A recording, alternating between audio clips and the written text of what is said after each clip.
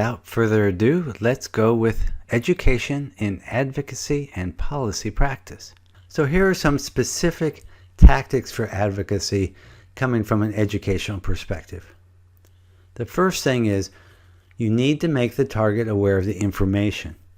They may say they don't need the information, they may say they already know, but you need to present the information in the way that you think is most convincing and most powerful. You want to promote empathy regarding who is being hurt by current policy, and you want to promote the benefits of changing the policy. Another tactic for advocacy in the educational sphere is to overcome these common defenses that we've talked about.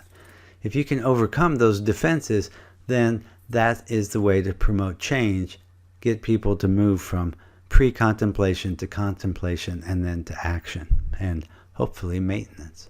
You have to help them develop possible solutions. It's not enough just to push people to say, well, this is bad, this is bad, this is bad. You've got to also say, this is bad, but look, here are some ways that we can improve the situation. So education doesn't stop just with pointing out the problem. Education has to continue to show a solution that will help fix the problems that you've identified. This all leads to the main idea here that you have to work with decision makers to implement those solutions. It's not enough, again, just to point out problems and to say to the person, you're terrible, you're not doing a good job. No one wants to hear that, and you're not likely to get very much cooperation. So you need to come up with solutions, and you need to work with decision makers to implement those decisions. This all revolves around building relationships. You can't just expect to walk in the door one day out of the blue and say, okay, I want you to change and here's a way to do it. Stages of change and all these other approaches depend on having a real relationship with the decision maker. So you have to also have that relationship, but don't push too soon. You also have to go slow, build that relationship, but don't give up. Another education tactic for advocacy is to show that the environment is changing. Make sure that the person understands that they want to be on the right side of history. You don't want to be the people who are standing saying segregation now, segregation forever. You want to be seeing that things are changing and your target probably wants to do the right thing. Just help them know what the right thing is. In addition, you have to create new alternatives and choices. You have to give them the option about how that new information you're providing them can lead them to making a choice that's different than what they've had in the past. What are some of those bright new solutions? Let's offer them, and let's help the other people who support those ideas to support the person making the change. You need a group of people who are willing to support the change efforts. So let's have a few simple examples here of advocacy using education. Here are some facts about U.S. national poverty rates. Let's just assume that we're trying to help one of our local elected officials deal better with the issue of child poverty. So you gather some facts. In 2014, poverty rate was higher than in 2007. The official poverty rate for everyone in the country was almost 15%. The poverty rate for people who are age 65 or more was lower, was only 10%.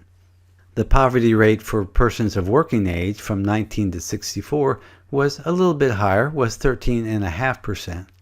But here's the crux of the problem. The poverty rate for persons under the age of 18 was 21.1%. That's over double what it is for the elderly and nearly double for working age people. And this is the problem that you want to bring to the elected officials' perception. Maybe the elected official you're talking to is in the pre-contemplation stage and it really doesn't want to deal with child poverty. They might say something like, oh, look, those figures are from 2014. Here it is much later. It's a couple years later. Probably things are better now. And besides, look at how few elderly are poor. That's the good news. You're just focused on the bad stuff. How would you respond? Here's one possible response. You could say, the figures are now out for 2015, and it shows that the numbers are statistically the same. And I agree that we've done relatively well with the elderly. How can we make the same sort of progress to reduce the poverty rate for children?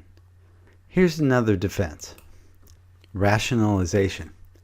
They might say something like, in a capitalist system like we have, there are always going to be some people who are poor.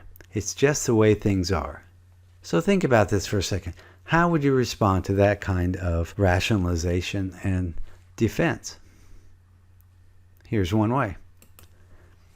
Poverty is something that barely exists in other capitalistic countries, such as the ones in Scandinavia. Their free market economies have poverty rates of less than half of ours. We can learn from them maybe. In what ways can we improve our record staying within a free market economy? You're taking away the rationalization that all capitalistic systems have high rates of child poverty. That's just not true, and you can't let the person get away without challenging that rationalization. Let's try a third defense. Projection and displacement. The elected official might say, well, those who are poor should work harder, and they should rely on nonprofits for help and their families, not the government. That's just not what government should be about. All right, so what would you say to that kind of statement on the part of an elected official? Here's one response. We're seeing that most of the working age people in your district who are poor already have a full-time job. The trouble is that the wages are so low, they are still poor. And nonprofits in the community say they are overwhelmed by the numbers of the poor. What can we do to help full-time workers earn enough to get out of poverty? You see, you're not allowing that projection and displacement to go unchallenged. You're educating them, and you're saying, look, there are other ways of doing this than what you're saying. The final defense that we're going to talk about is internalization. This elected official might say, poverty is a tough problem, and it's one I'm not equipped to deal with. My focus is on decreasing federal government regulations and red tape so entrepreneurs can create more jobs. That will lift people out of poverty. This is not an uncommon thing that people do, is they say, well, that's a problem. I don't disagree it's a problem, but it's not one that I'm equipped to take care of. So how are you going to get around that? Here's one response. Poverty in your district affects a lot of people who are in need of higher wage work. Most of the families in your district who are poor already have at least one low-wage job, sometimes two. How can we make sure that anyone who works full-time earns enough to get out of poverty? It's possible that all of the responses that you make don't actually get around the defenses that have been built. And they certainly won't work the first time that you try it. This is why it's important to have relationships so that you can come back over and over again and begin to feel each other out and say, well, are you really sure about that? Or are you just saying that it's some talking points that you've been told to say? So education as an advocacy approach is not always going to work, but it can be very effective. Let me talk about some of the implications of using an education approach. Using an education approach for advocacy is a more or less non-confrontational first step. And that's important for many people. I know a lot of social workers who aren't confrontational and don't like the idea of advocacy because they see it as standing around yelling at people or waving placards or doing protest marches and being all in people's faces. So education is a fairly non-confrontational first step. Maybe it'll work, maybe it won't work, but it's a good place to start.